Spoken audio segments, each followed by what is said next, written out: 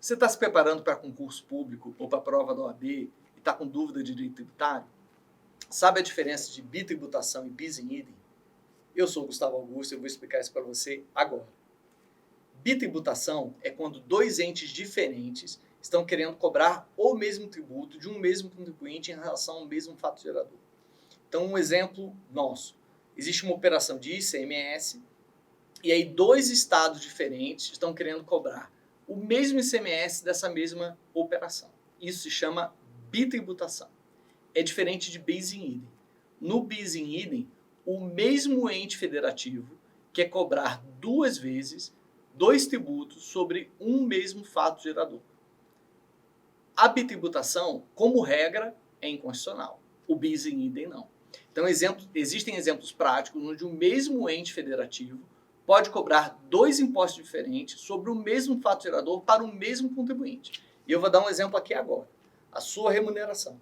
Quando você recebe seu salário, é o mesmo fato gerador, você está recebendo uma única remuneração e ele é fato gerador de dois tributos diferentes. Você vai pagar o imposto de renda e vai pagar a contribuição previdenciária. É um bis in idem, mas é um bis in idem constitucional, porque a Constituição expressamente prevê essa possibilidade. Existem alguns bis in idens que podem ser considerados inconstitucionais, quando, por exemplo, ele cobra exatamente o mesmo tributo do mesmo contribuinte, do mesmo fato gerador. Então, imagina que você vai cobrar duas vezes o imposto de renda do mesmo fato gerador. Nesse caso, o bis in idem é inconstitucional.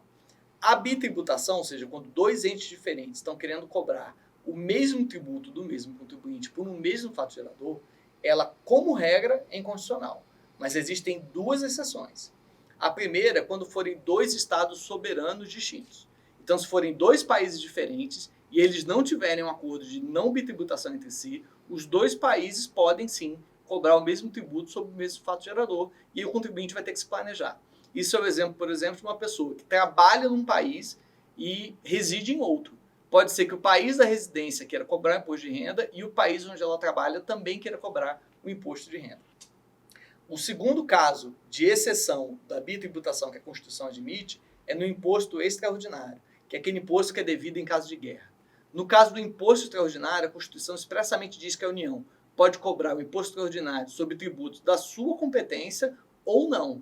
Então isso quer dizer que ela pode ter um imposto extraordinário que seja exatamente uma das hipóteses de tributos estaduais e municipais. Então, em teoria, a gente poderia ter um IPTU extraordinário, mas somente em caso de guerra, onde a União receberia o IPTU extraordinário e o município receberia o IPTU ordinário. Vai ter aqui um e-book explicando essa questão para vocês com mais calma, com algumas decisões judiciais e informações muito importantes para você estudar. Então aqui embaixo você vai encontrar um e-book, pode baixar ele, é só se cadastrar. E se você quiser ter mais dicas como essa para te ajudar a se preparar e entender um pouco mais do direito tributário, é só nos seguir nas redes sociais.